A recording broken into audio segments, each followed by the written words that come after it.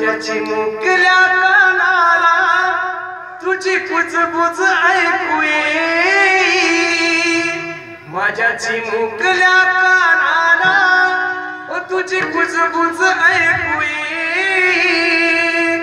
वंशाच्या दिव्या पायी नको पंथी विझवू आई, वंशाच्या दिव्या पायी नको पंथी विझवू आई।